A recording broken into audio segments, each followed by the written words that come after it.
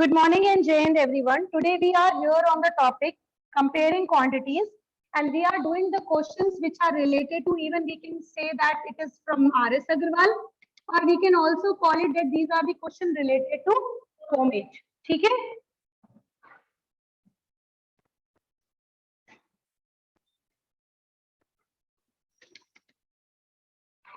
Comparing quantities.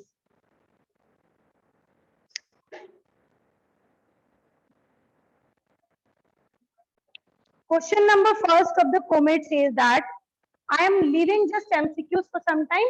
We will do it at the last. ठीक है? Question number 2 is answer the following in percentage form. Now let's begin our question number 1, which is you have the value given and you have to convert this into the form of percentage. And as you all know, whenever we have any question which we have to convert in the percentage, first work is to multiply 100 and put the sign of percentage. So if the question is 5.4, so you will simply multiply by 100, okay, for converting into percentage. Yes, and put the sign of percentage. Now you are knowing you have multiplication of 100, the decimal will go that side. The number will become 540 percentage. This will be the first answer. ठीक है? Question number 2. Find mean proportion between 9 and 16. Mean proportion वाला जो concept है ये मैंने आपको class 6 में पढ़ाया था. So I'm just going to do that, repeat it. ठीक है? Now understand what is mean proportion. Mean proportion का मतलब होता है 9 और 16 दिया हुआ है, मीन वाली वैल्यू गायब है. अगर आपको याद हो तो लास्ट ईयर हमने किया था, if yes absolutely Kashish, we have the numbers like x and x. ठीक है, we put the number. Mean proportion का मतलब होता है the value which is written in between is repeated twice. ठीक है, सेम नंबर दो बार. और उसके बाद आपको याद होगा हम प्रपोर्शन कैसे सॉल्व करते थे, product of mean product of extreme. तो ये हो गया प्रोडक्ट ऑफ मीन और ये हो गया आपके पास product of extreme, and they are always equal in proportion. So what it will give you, x with x will give you x square, 16 with 9 will give you 144. Now what do you say, it's the square of which number, 12. So the value of x will give you only 12. Finish. This is the answer. Please note it down, these two questions, then we will try about the next one.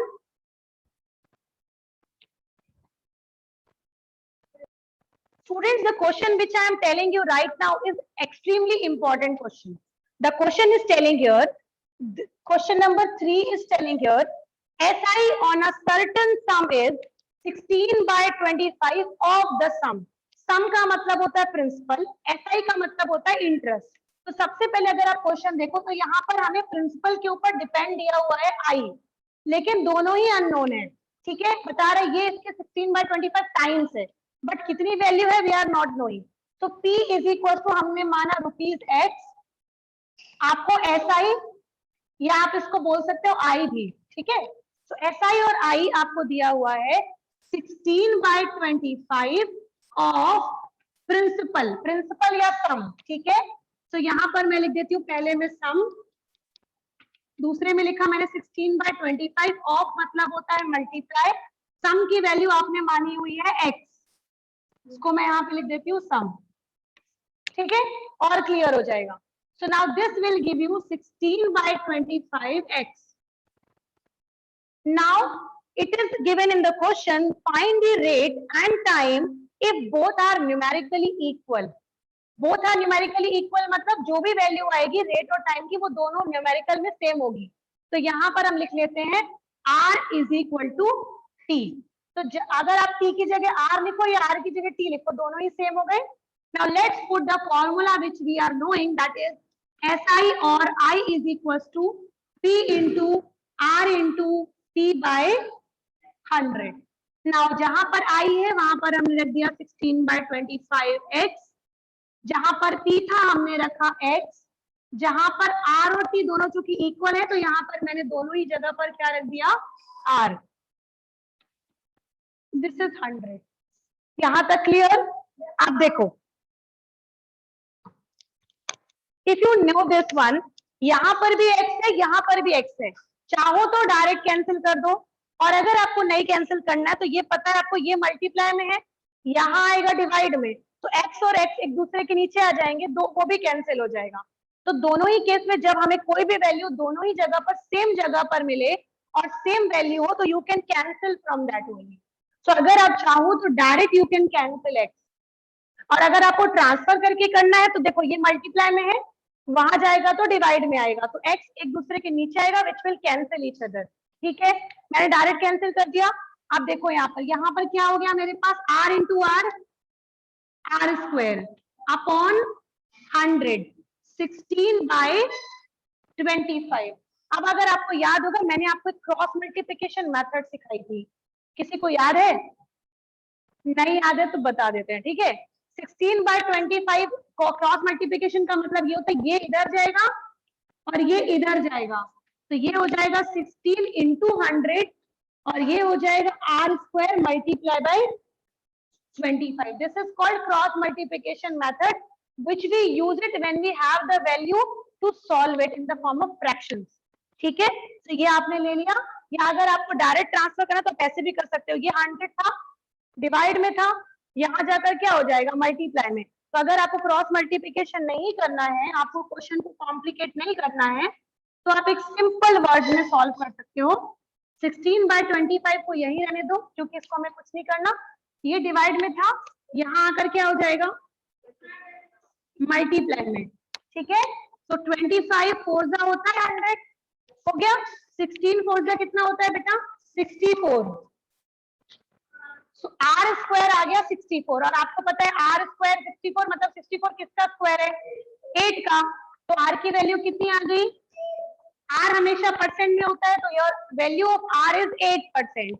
Now you are knowing r and t both are numerically equal, जो वैल्यू r की होगी वही value T की होगी, मतलब यहाँ पर आ जाएगा टी। अब टी को आप 8% मत लिखना, बिकॉज वहां पर बोला गया न्यूमेरिकली इक्वल है, so if it is 8%, this is 8 years. Tell me now, have you understood or not? Students, the question which I gave you right now is value based question. At the end you have to find out value. Now let me tell you what is value. Value का मतलब होता है किसी चीज को देखकर या किसी पर्सन को देख करके जब आपके अंदर कोई ऐसी मॉरल एथिक्स वैल्यू जब निकलती है, तो उसे बोला जाता है वैल्यू बेस्ड क्वेश्चन। जो बच्चे नए हैं उनको मैं बता रही हूँ, because those who are the Sunbeanians they are knowing, ठीक है। Who are coming new, what is value based question बेटा, जिसमें आप क्वेश्चन को देखकर समझते हो कि इसमें कौन सी मॉरल एथिक्स फॉलो हो रही है, ठीक है। लाइक इसमें क्वेश्चन में क्या बता रहा है कि अरुण एक वॉल पेंट कर रहा है, ठीक है, तो अरुण के बारे में बात की गई है। Arun is painting a wall, and wall का जो डायमेंशन दिया है बेटा वो दिया है 45 metre by 30 metre, it means it is a rectangle, ठीक है। एंड यू आर नोइंग, जब हम रेक्टेंगल के बारे में बात कर रहे हैं और यहाँ पर पेंटिंग की जा रही है, तो पेंटिंग तो केवल बाउंड्री में होगी नहीं, पेंटिंग का मतलब ये हुआ कि painting will be done on whole area. So remember in this question we will find out area, ठीक है। So in this we will find out the area of rectangle. Now can you tell me what is area of rectangle? L into B, length into breadth. Absolutely. So it will give you 45 by 30 square meter. Now yes, absolutely, 1350 square meter will be the area now. ठीक है, अब आ गया area. अब question में आपसे ये बोल रहा है कि he got the money he got for his work was ₹40 पर स्क्वायर मीटर, पर मतलब एक स्क्वायर मीटर जब करता है तो 40 रुपीज मिलता है उसको। तो यहाँ पर आएगा since 1 square metre cost ₹40, and यहाँ पर कितना है total 1350 square meter. So the costing would be absolutely beta 1350 into 40, 54,000 in rupees आ गया। अब ये तो हो गया मनी जो मिल गई किसको, अरुण को। अपना काम करने के बाद जो अरुण को मनी मिली है वो है 54,000। अब यहाँ पर अरुण ने ये बोला कि अरुण को जितने भी पैसे मिलते हैं अरुण उसका 40% ऑर्फनेज को दे देता है। ऑर्फनेज का मतलब वो अनाथालय को दे देता है। So you will simply find out the money given, yes, absolutely, money given to orphanage. It will be 40% of 54,000। और ये कैसे निकाला जाता है ये मैंने आपको बता चुका है, ठीक है। 40% का मतलब हो जाएगा 40/100, ऑफ मतलब होगा multiply, yes, and 54,000, correct. Cancel 216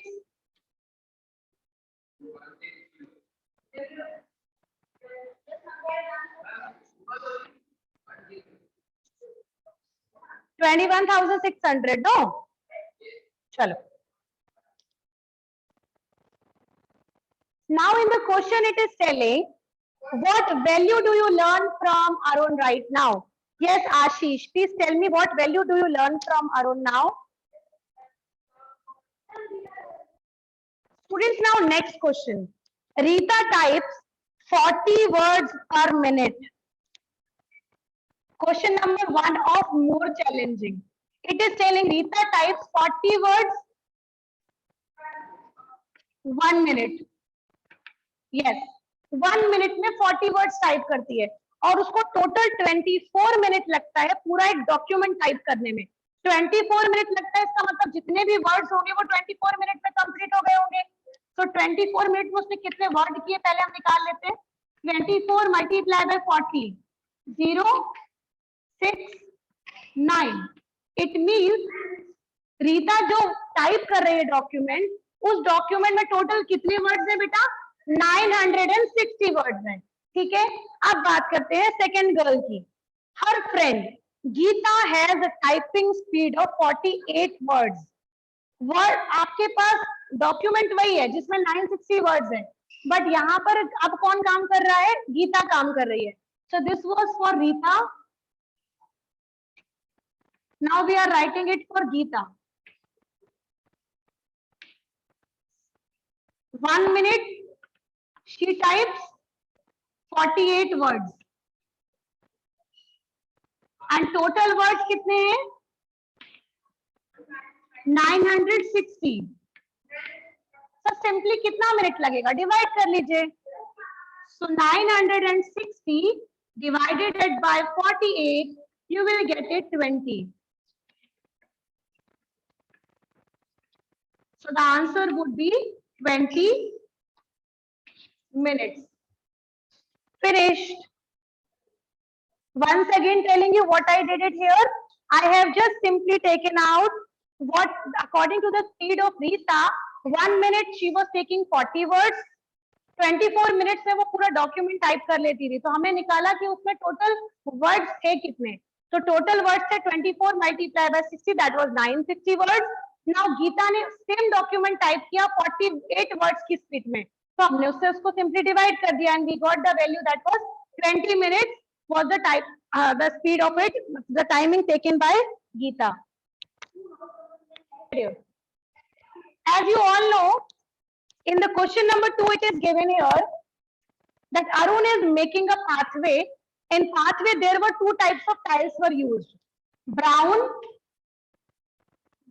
and green, ठीक है।